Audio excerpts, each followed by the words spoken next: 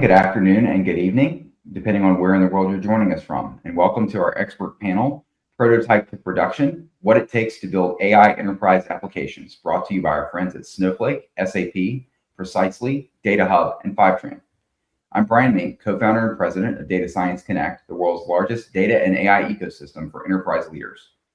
Today, we're excited to welcome hundreds of attendees from around the world to explore one of the toughest and most important challenges in enterprise AI, moving from experimentation to real-world impact.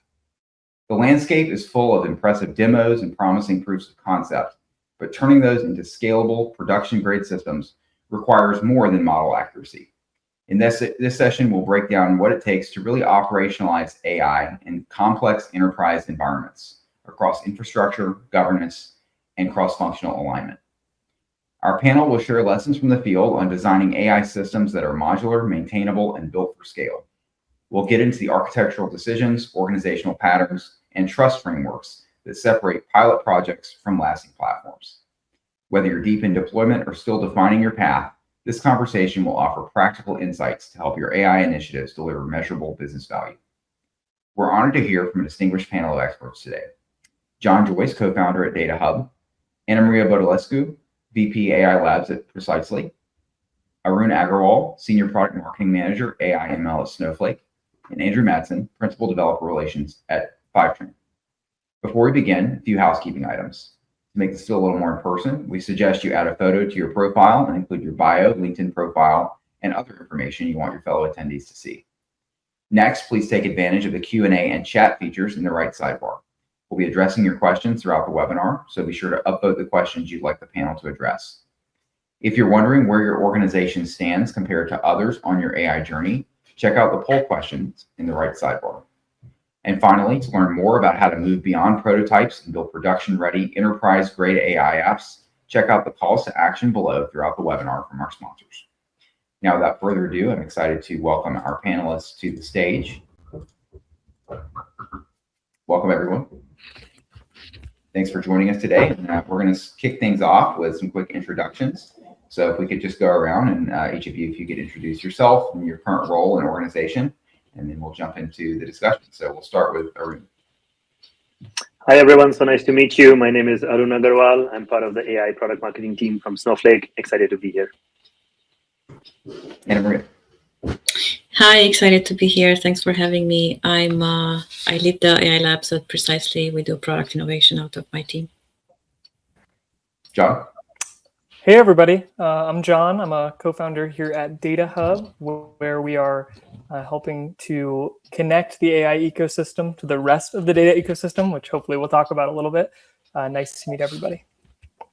And Andrew. Everyone, I'm Andrew Madsen. I am head of developer relations at Fivetran. Excellent. Well, welcome to all of you. Thanks for joining us. And we'll jump right into it with the meat of our discussion here. So I want to start by talking about prototypes and some of the most common reasons that AI prototypes stall before reaching production and how organizations can avoid some of those pitfalls. So what have you guys seen? Let's start with Andrew on that one. What have you seen as some of the most common pitfalls and how organizations can avoid this? I think there's a couple reasons. One is starting without a clear business objective and then working backwards from there of what's the AI capability that's going to meet that objective, and then what data can fulfill that capability to meet that objective. And secondly, I think it's really easy to prototype. We could vibe code a prototype, but it's harder to build for production. So starting with first principles and building for scale to begin with is the way to go. So I think often teams are tempted to vibe code a prototype, but really you need to start with like a production ready harness before you can really get ready to go. So that way you can scale right away rather than having to go back and rewrite everything. So then you can scale. Excellent points. John? Yeah, I actually was going to say the same thing about the first point, which is just understanding the definition of success, right? What is the problem you're trying to solve and who are you solving it for? And I think that kind of leads into the second biggest issue that I've seen, which is collection of training and evaluation data and building that data set which should be a reflection of the problem that you're trying to solve, right? So if you don't have a clear idea, you're not going to be able to build that data set to be accurate for the use case you're solving for. So just knowing what problem you're solving and then using that to inform how you're putting together actual data for training and evaluation, I think tends to be the first couple problems that I see folks running into. Absolutely. We'll definitely dig in more about the role of data in this as well. Anna Maria? I'm going to echo what Andrew and John said. That the way I see prototypes, and that's how we think about them precisely, there's three pillars to a prototype. One, does it solve the right problem? Do I have the right metric in place? Am I aligned with the business leaders? And we actually do a survey every year. And this year we surveyed 500 data and analytics and AI leaders. This is a survey we do with the Drexel University Liberal College of Business every year. And this year we found that 70% say AI prototypes are aligned, but only 30% have measurable KPIs and metrics in place to measure that. So there's a gap there, and that's one of the reasons that gets solved. So this is one. Number two is the technical aspect, and that's not an issue anymore. Developing the model itself, we have all these tools and vibe coding and all these things. That's really not an issue anymore. Where things break is when we try to put these solutions in production, because the real systems are different than the prototype systems, right? So you're missing things like cost at scale, latency requirements, infrastructure constraints, security, even basic operational ownership doesn't often surface until it's time to go to production. And then on top of that, to touch on what John was saying, you have the whole data foundation that when you prototype, you have highly curated data, everything is high quality, but in production systems, things are not that simple. And data foundation requires work. It requires data integrity, data quality, data governance, all the bits and pieces to build that foundation so that your system actually can perform at the quality that you had at prototype time. Yeah, excellent points. Foundation, I think, is a very key word there that may be lacking at scale. So very good point. Arun? Yeah, I mean, the panel covered most of the things that we see at Snowflake as well. Maybe I'll add a slightly different flavor, which is one thing that we are seeing our customers do more and more is shifting from the manual testing, especially in the lack of data world, to doing some type of automated data-driven validation. So this is where internally we call it AI for AI. So you can actually use AI to generate some synthetic data. You can use that data to start to test your prototypes. And that'll give you more confidence. How do you use these LLMs to generate realistic conversations, the edge cases, the failure scenarios that Anne-Marie mentioned? So kind of using some of the AI for AI can help build these prototypes and get more of that confidence and automatically generate those tests, run them against your agents and the use cases to score them properly and get the right results, so that then you can feel you can take these prototypes to the next phase of your production. Absolutely. AI for AI. I think we'll see a lot more of that. So when we talk about something being enterprise grade, I just want to unpack that for a moment for the audience. How do you distinguish between a system that is simply AI enabled versus one that is truly enterprise grade, that is ready for production within a large enterprise environment?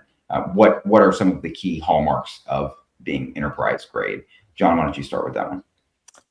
Yeah, so what I had in my notes here is that AI enabled pretty much just means it runs on vibes, to put it simply, right? Inference runs, the output looks reasonable.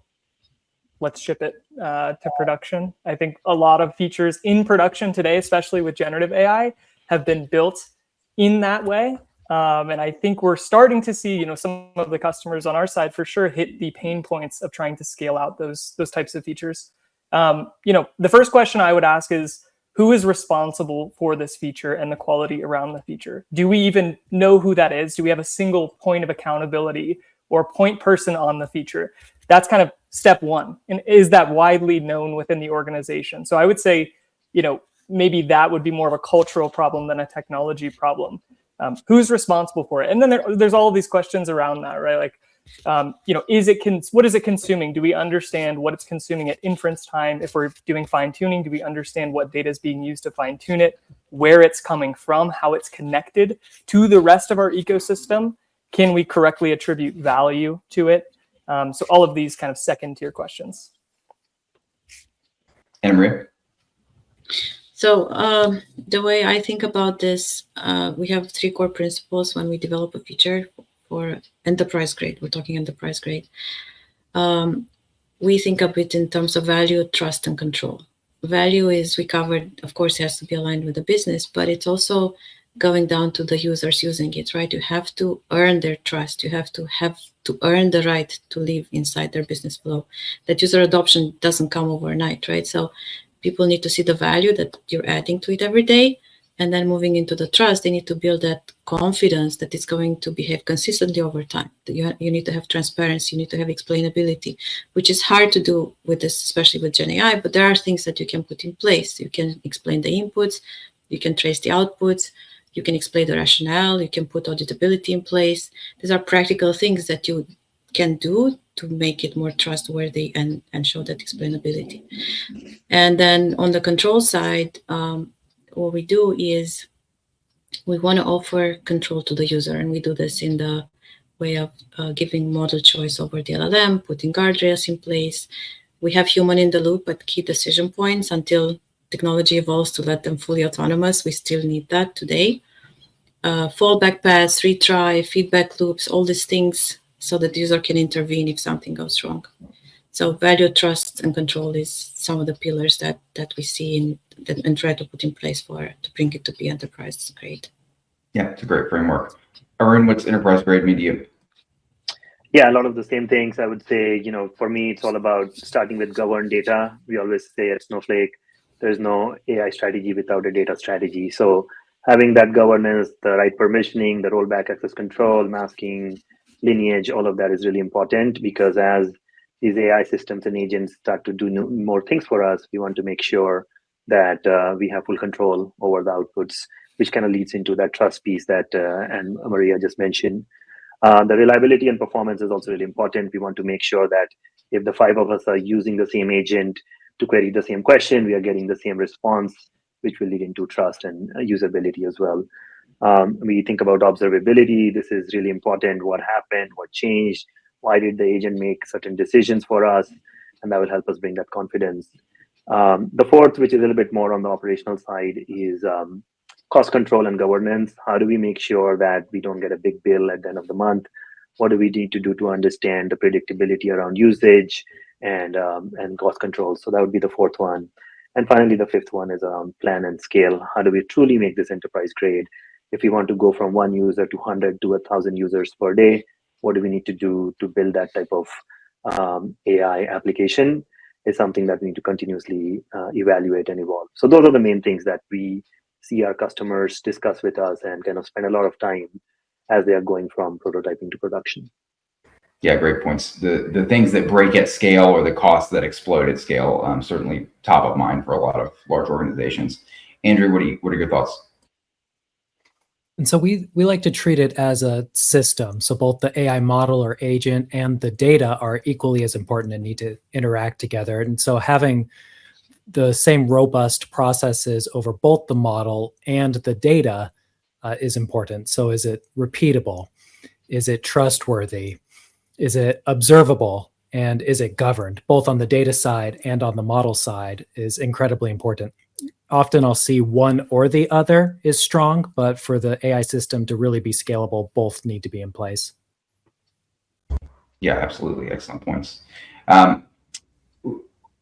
Turning to one of the things that sort of makes prototypes not work at scale, I think, is a question of underinvestment in certain things. One that we hear commonly in our world is governance. That maybe it's not the shiny object in the room, but it's very, very important, especially at scale, as you start to deploy AI across many different users in a large enterprise. But so that's one that I'm throwing out there, but there are many other areas potentially that we could talk about. So where do you guys see organizations underinvesting when they are moving from experimentation to deployment, and what do you think are some ways that they can strengthen their investments, particularly for legacy organizations that maybe have not historically had that kind of infrastructure or those investments?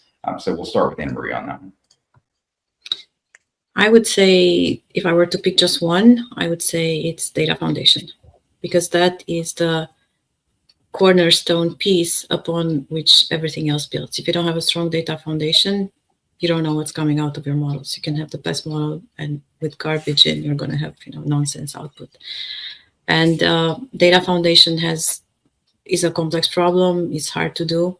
It has various components. You have to assure data integration. You want to make sure all your sources are considered. Your data is ingested from all your sources. You want to have data quality. You want to have data governance. You want to have data observability for runtime to make sure nothing drifts, data, model, everything is in check. And if they do, you build and you design with that. They will do, invariably they will do. The question is not for it to come as a surprise. You want to be prepared, and you have to be able to act when it happens. So just build it in from design from day one. Yeah. Great points. Arun?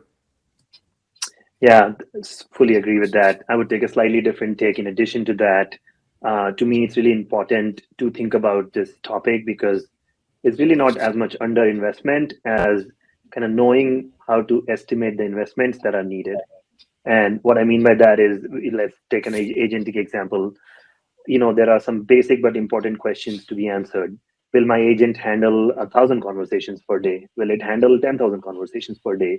How many turns per conversations? How many tokens per turn? Like, understanding those basic things are important, but often I see a lot of us making overestimations when it comes to these things, and suddenly the project looks really expensive and gets shut down. So to me, the solution is really the tight tracking and gradual scaling. I jokingly say that we should treat this almost like personal finance. You don't optimize what you don't measure. So really, it's taking a stock of what is going on with your AI systems. How do you track the usage, the number of conversations, the turns, the tokens, and then you scale to clear milestones. So as we peel the onion, we hear a lot of the frustration in the industry around lack of cost governance or cost clarity.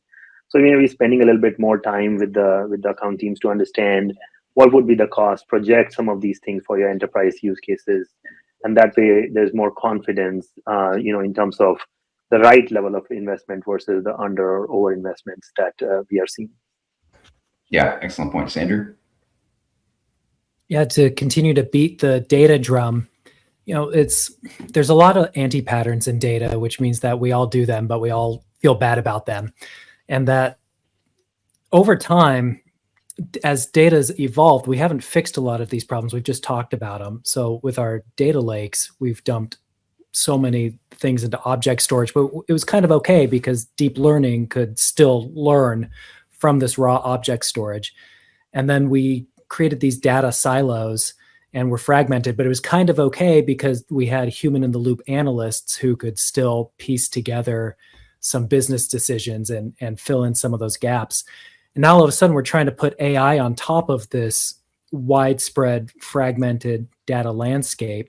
And so taking the time to really think through how can our data reflect the reality that our agent needs to interact with? Do we need to fix our ontologies? Do we need a semantic layer? Do we actually need to have a central source of truth in our data? So really fixing a lot of the anti-patterns that we've kind of kicked down the road for the last 20 years is where the rubber meets the road. Yeah, good points, John. Yeah, I think data foundation, definitely very important. I think in the era of AI does a pretty reasonable job kind of brushing over some of the low quality data that maybe humans would have gotten tripped up on, I found, which is kind of an interesting emergent thing that we're seeing. I actually would say that, maybe echoing on the point around cost estimation, like thinking about not only the cost to actually deploy and scale the AI application, but understanding the value you're getting back, the return, right? Is it actually useful to who, and how can we kind of measure that is super important upfront. And the last point I'll say is just beating the drum on the accountability thing again. I think governance for AI, we talk about a lot, but it's important not just for audit risk, but it's important for productivity, like resiliency as things change, as the data landscape changes over time, and alignment within the organization as well. So I think governance really, to me, means kind of making visible what you're doing to the rest of the organization, understanding your dependencies, whether they're cross-team, cultural dependencies or technical dependencies, and then having that single point of accountability as well. And I think as organizations kind of start to do that, you'll start to see the value get attributed back to these AI applications more effectively than they have in the past, when it's kind of, the data supply chain and the AI supply chain has been largely a black box, or some people kind of working in a corner in the dark with no visibility and deploying the model and saying, hey, look at these results we've had. So I know that's a bunch of different things, but I think all very important to scaling your AI investment.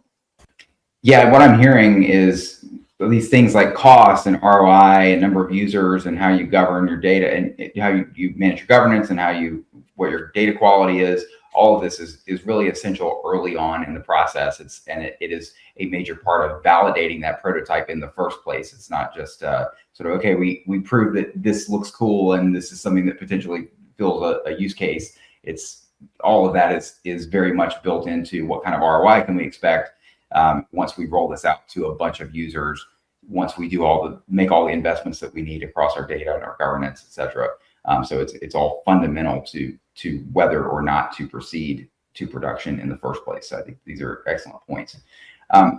Double clicking on governance for a moment. So we've talked a bit about governance, but I want to dive in a bit more about what types of frameworks are effective when deploying AI systems, especially in environments where governance is essential, like regulated or other high stakes environments where governance is not optional. It's very fundamental to the ability of the system to work as intended and not create liability for the organization.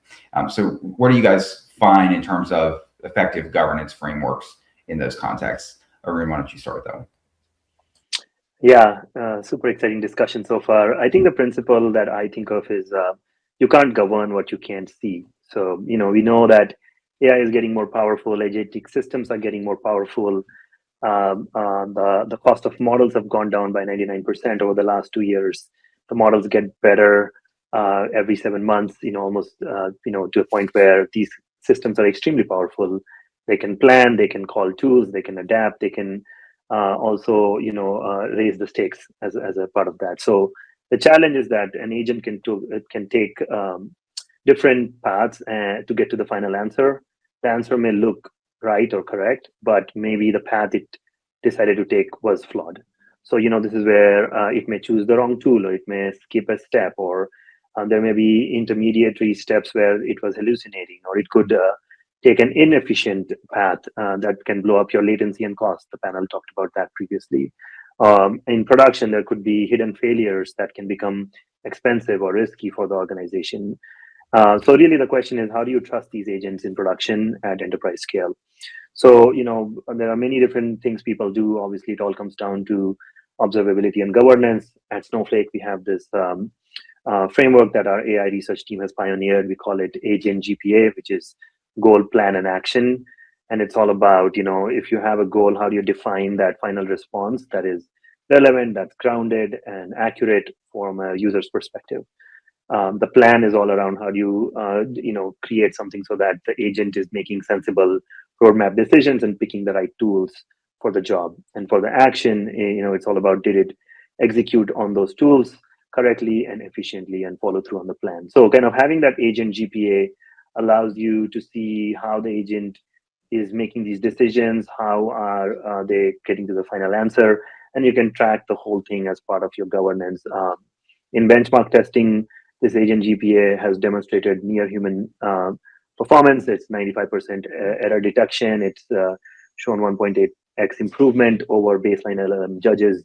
And overall, it's much faster to pinpoint failure. So this is one of the many examples, but really, like, how do we find a framework which allows you to use towards your use cases and make sure that when you're making these decisions, especially when we are talking about enterprises, when we are talking about high stake environments, we have some type of framework that allows us to have control, not just while we put something in production, but as an ongoing process. Yeah, great points, Arun. And it's not a one and done. Just because it's in production, then you have to monitor, you have to observe it, and ensure that it continues to perform as expected. Andrew, your thoughts on that?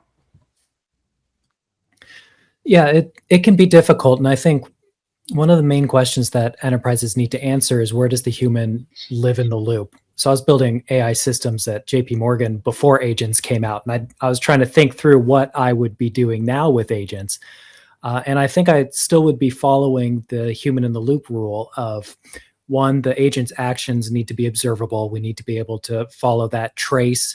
We probably will have citation-based answers for the human in the loop. So rather than replacing a human, it's augmenting a human. But at the end of the day, the human needs to be responsible for those answers. And it's also going to come down to controlling the data that these systems have access to, just like we would with an individual. We want to make sure it has the right amount of data. Too little, it will likely hallucinate. Too much will have data leakage, and it could be saying things that it shouldn't be. So constantly controlling that and memory and just having a strong policy in place will be key for any enterprise, but particularly highly regulated enterprises. John?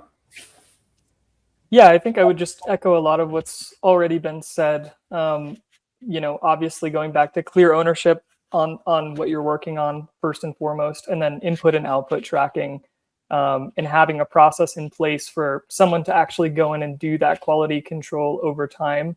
I think being especially sensitive to user-derived signals or inputs that you're feeding into these models at inference time, and having some framework around how you're governing the access to, in this case, tools, agents accessing tools and MCP servers, having some way to kind of centralize the policy definition and enforcement around that to pair with the visibility that you're getting from input and output tracking is going to be just like baseline a requirement. I think it's, a lot of our customers, we're seeing folks, it's kind of like the Wild West right now when it comes to MCP, where you have business analysts or data engineers just kind of connecting cursor to every single different possible internal tool with no visibility on the part of the organization itself, right? And I think that'll change. There will be a lot better centralization of concerns there, where you'll have a central gateway that's kind of a place where you manage all of that access. But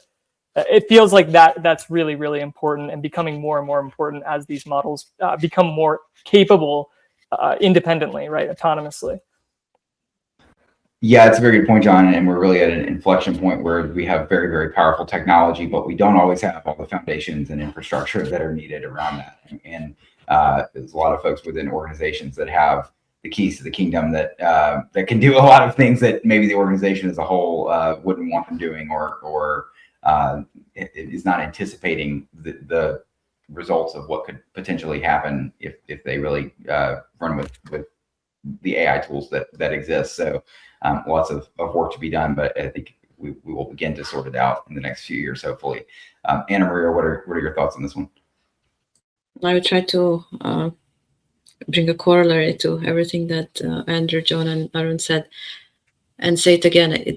I cannot say it enough times, but do it from day one. You need governance from day one. It cannot be an afterthought. You cannot afford to build technical debt and then come back and retrofit all the system that you had built so that you can put the auditability, the tracing, the tracking, compliance, and all that, right?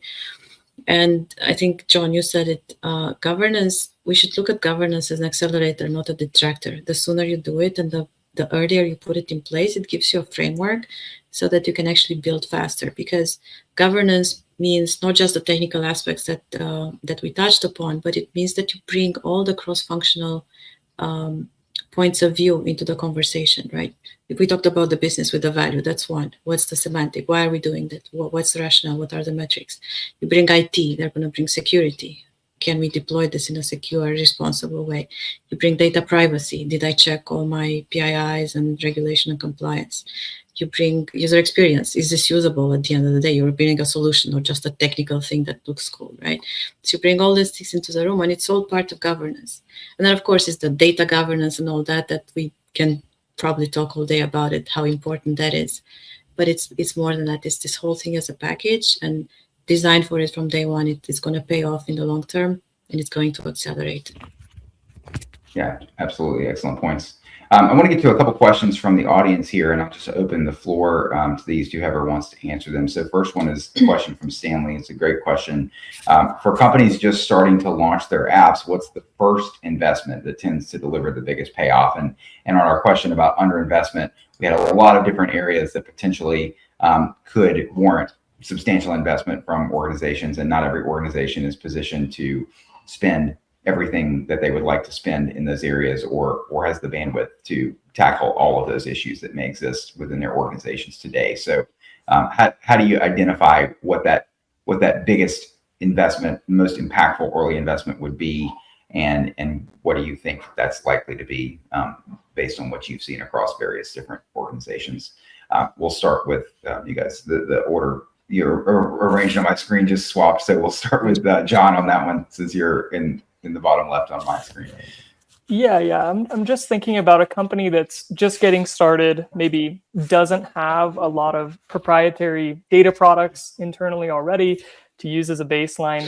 I mean, I would think just getting the kind of that evaluation, deploy, evaluation, improve, iterate loop defined would be the best thing, especially in the world of Gen AI. So what that actually means in practice is building an evaluation data set that you can use to benchmark the performance of your agent on the task of your choice, right? And having, whether it's generated synthetically or, handcrafted, kind of starting with that.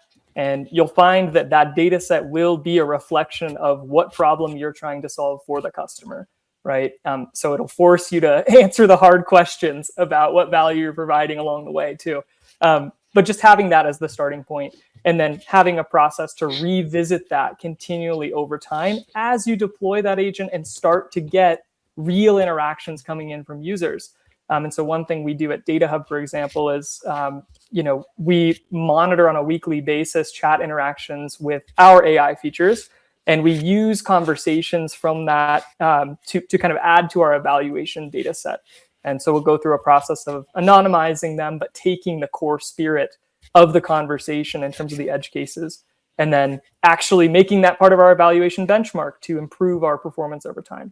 But that's what I would start with. I know that's a bit long-winded. Great point. Who wants to take that one next? Anyone else? I can add in a couple of points. And this is, I'm throwing it from the experience we have in Precisely. So what I would say, a couple of things is, one, establish an innovation program, something that you do rapid prototypes, you can afford to fail without taking big investment, you de-risk upfront, 2-week, 4-week cycle. Is this a good problem? Did I choose the right thing? We call it the flywheel of innovation in Precisely. We look at the customer, we look at the challenge, we develop a prototype, we go back and validate, is the solution solving the right problem? Am I solving it? And then we put the pilot in place, we deploy, and then we look at the next one, and we keep doing. And that's why it's called the flywheel. So put that in place to de-risk up front before you invest down the line into a bigger project that may or may not pay off. That's one. And second, I would say, because you're just starting, look at what your differentiators are. Can somebody build what you're building in an easy way? If that's true, then it doesn't make sense for you to build. Find your differentiators. Data is your moat. Find your data, find your niche, find something that's unique to you, that's not easily duplicated by some other startup that's coming. There's a lot of competition. There's a lot of presence in the space. So you have to find the one that you can sustain long term. Yeah, I love data is your moat. I think is a huge phrase there, especially for enterprises. They're sitting on a gold mine of data, and that is what you have to leverage, and that's what differentiates you and how you're going to be able to use AI different from anyone else. So great points. Anyone else on that question? Yeah, I would just say that for me, identifying the right use case is really important. So like thinking about what problems you're trying to solve, and what is the exact use case is going to be helpful, because then you can start to build a strategy around everything else that the panel discussed. How do you get the right data? How do you get the right infrastructure in order? How do you start to test these things? How do you start to scale your application? So yeah, starting with the use case that's important and kind of goes with your DNA is something that I would recommend to start with, and that will, hopefully pay you the biggest ROIs. Fair points. Andrew, anything to add there? And just to echo everyone, the data really matters a lot, and it's not just us sitting in an echo chamber and saying it. There's hard research out there that shows this. The Lima paper from Meta AI in conjunction with Carnegie Mellon shows that a significantly smaller amount of data but higher quality with a model can have just as good, if not better, performance as a giant model. We see that with the Rice University papers on data-centric AI, where high-quality data vastly outperforms commoditized models. So just getting real crisp on what's your problem, what's the AI, let's get the model, but what's the right data that can power this model, and how can we build a system around that data to continually monitor and update it? Great points. And I'll bring Parag's question here onto the stage as well. So we talked about defining what does enterprise grade mean, input output comparison, hallucinations, repeatability. Are there any tools that monitor those specific criteria? I think that's a great question for organizations looking to invest in that. So who wants to take that question? I can go first. In building some AI-enabled features myself over the last few months, unfortunately, I've not seen any tool that off the shelf can kind of tell you that, because it's, all of the things we've discussed span beyond one technology, one tool, into the world of process and culture, which is very difficult to capture, right? So I wish there was, and maybe we'll see more tools that kind of out of the box have an opinionated framework around these principles and ideals, and I hope we do. But as of now, I've not found any. I'd be interested to hear if anyone else on the panel has. Any other takers on that one? Yeah, I would say from what I've seen, it sounds like there's not any one tool that maybe gives you that answer, is this enterprise grade or not, but there are a number of tools that have things like data and AI observability that may answer some portion of that question, or help you resolve maybe some of the ways in which your tools are not enterprise grade. But yeah, it would be nice if there was something that just gives you that, yes, this is ready to go, it's ready to deploy in your large enterprise. But I think maybe there is no silver bullet on that one. We got another really good question from Parag as well. In your experience, how much of a vibe-coded prototype is retained versus thrown away? Do generated prototypes only validate the need and solution, or is a majority of code leveraged into enterprise-grade production, concisely refactor or rewrite? So that it gets to one of the points that has been made, which is that there's more to validating a prototype than just does this work, as within a small subset of users or for one particular use case. There's a lot of other factors that go into that, like the infrastructure, the governance, the ROI, the costs, all of that. But how much are you guys seeing that is actually able to be used from the original prototype when it's actually deployed in production across different use cases? You want to take that? I can start, and I can speak from the point of view. So I run innovation, product innovation, that precisely. So our point of view is that the goal should be, especially in the beginning, again, the de-risking phase. I think that's crucial, so that you can have a smooth path downstream. What survives is mostly the model, and more importantly, the evaluation and the metrics that you put to design that model. We usually build quick apps just to validate the solution, validate the value, validate with customers. But the actual productization of the concept, that has many, many aspects, like we talked about, right? You have to put the traces, you have to put the scaling, you have to put the governance. There's a number of things that need to happen that you don't want to put in a prototype, right? We don't want to invest until you validate it. Once it's validated, then you want to take the core of it. And the core, I think, is the model, the data that goes into it, and the evaluations that come with it. Those are three core components. And then, of course, if you happen to, develop your prototype on top of the product, then you carry with you that perhaps some initial seed starter. But nowadays, with all the tools that are out there, that's not essential, I think. Good points. Yeah, I would say the same thing. We are seeing significant rise in the vibe coding prototypes that are being retained. And I think the main things are the infrastructure, the guardrails, error handling are mostly part of what is getting retained. But then, things such as, the hard-coded flows that may change depending on the use case, the data, evaluations obviously get cranked up when you start to scale. Some ad hocing type of stuff can also get impacted as you change and become more production ready.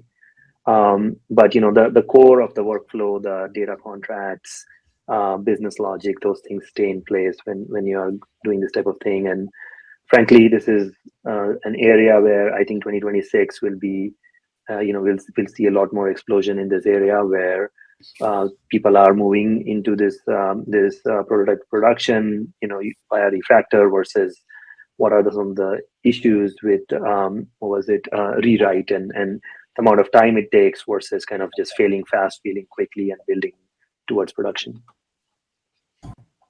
Yeah, great points. Any others on that one?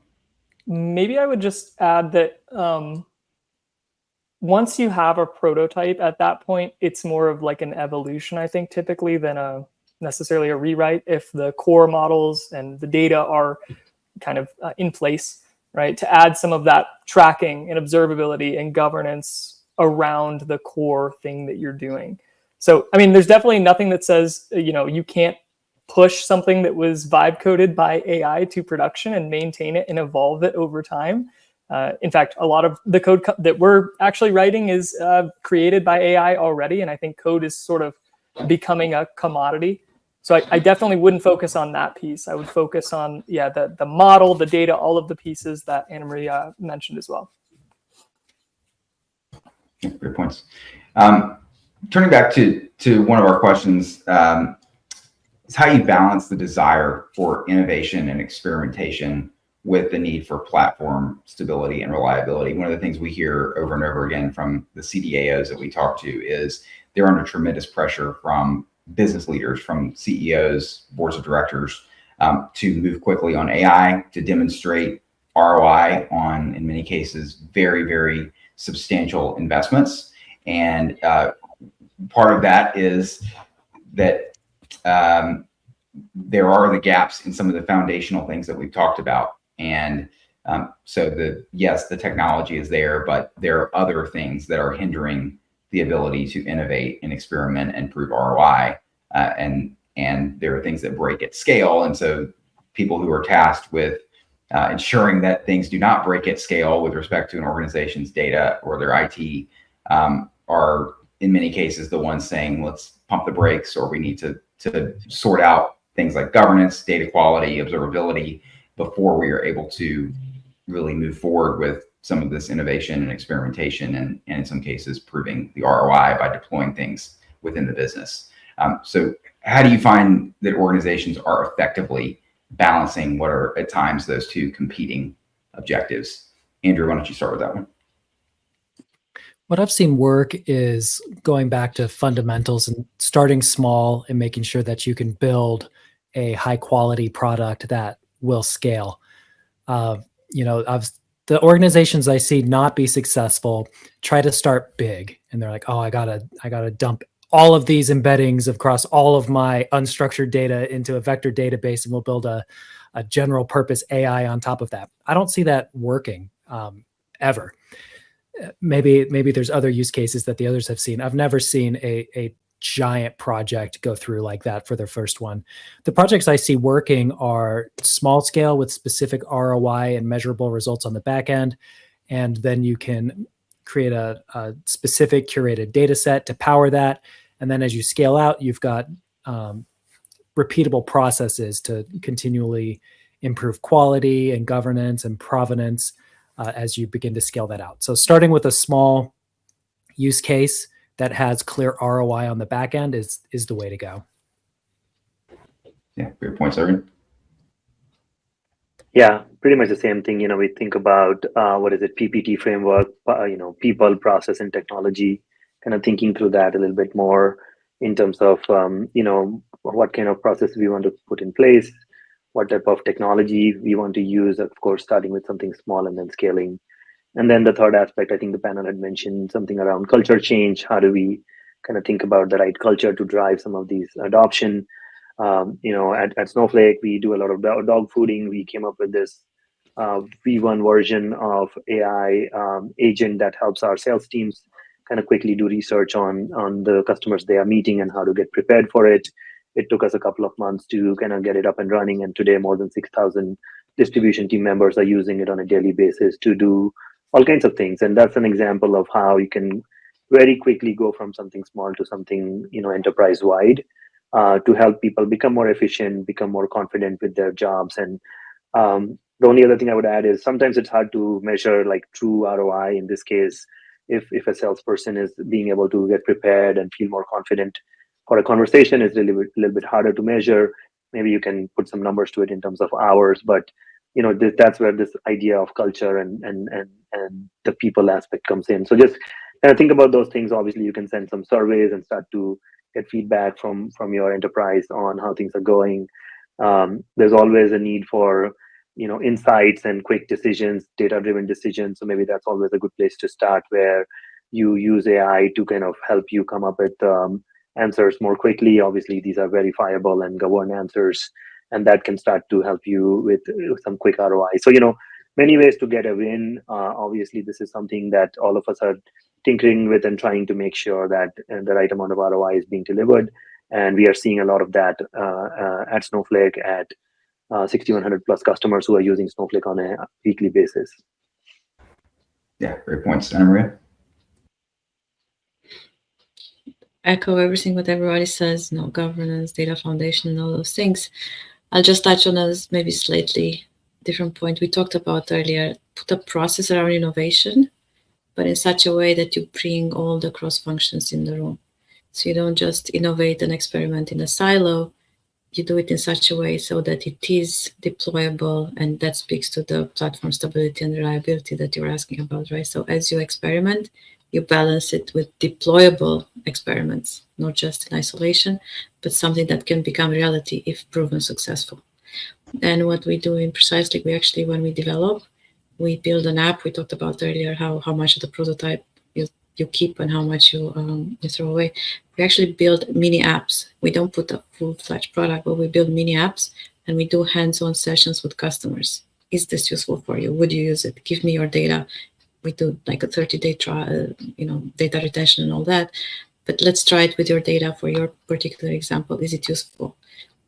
We know that if it is, we have a path to productization because we had everybody from day one. So that's how you balance innovation on one hand, experiments, with a path to a stable enterprise grade feature product, whatever it may be. Yeah, it's a great framework. John? Yeah, I would just echo a lot of what's already been said. Start really small. I agree. I've never seen a project work when you try to aggregate all of the data, embed it, and then you don't have a clear set of workflows or personas in mind. I think similarly to how SaaS has been broken up into verticals, where you have Salesforce and you have Snowflake and you have all these different verticals, I think agent and AI experiences will naturally follow that path as well. And accommodate specific personas and specific workflows in their day-to-day jobs. But the other point I would say is, echoing what Anna Marie said in particular, is trying to carve out that kind of innovation track that can run fast, put the basics around governance in place, get the prototype out, validate that it's providing value, and then having a process to promote that feature internally. In our case, we have a alpha, private beta, public beta, and then generally available stages to every feature. Having a process to kind of gradually add in those governance as layers as the product matures, I think is really the only way to kind of minimize the upfront investment and de-risk things as cheaply as possible towards the top of the funnel or the beginning of the funnel. Excellent points. Well, we're nearing the end of our time, but we'll close things out with our lightning round. So I want to ask each of you in one phrase or a couple, what is your top piece of advice for organizations that are deploying enterprise grade AI apps in production, moving beyond the prototype stage? So let's start with Arun on that one. Yeah, there's no AI strategy without a data strategy, and use AI for AI to kind of start testing and prototyping. Great. And Maria? I was going to say the same thing, Arun. You stole my thunder. I was going to say invest in your data foundation. That's your basis. AI models, they come, they go. Data foundation was a requirement 10 years ago, 5 years ago. Today, you have that in order. You have a strong foundation so that you can succeed in the future, regardless of all these new things that are coming, and they're coming fast.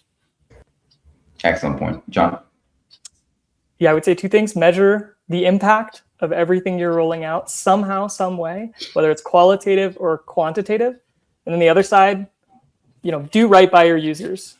Protect user data. Make sure you have the bare minimum stuff in place and don't just rush things to rush things. There is a certain minimum threshold of quality that you need to hit to really release something to your customers. So just those two. Yeah, I love do right by your users thing. It's a great mantra for just about everything. Andrew, we'll give you the last word. Just as was mentioned, focus on your data, strengthen it, and look for ways to simplify your data foundation to make it stronger. Absolutely. Well, thank you everyone for a great discussion, and thanks to the audience for your participation and attendance here today. I want to say if you missed any of the webinar or you want to rewatch anything, the recording will be available just a few minutes after this webinar concludes if you refresh this page, or we'll also send out a link to the recording on our YouTube channel tomorrow. And a special thank you again to all of our panelists, as well as our partners at Fivetran, Data Hub, Precisely, SAP, and Snowflake for making this great webinar possible. We'll see you all again next time. Thank you. Thanks for having us. Bye.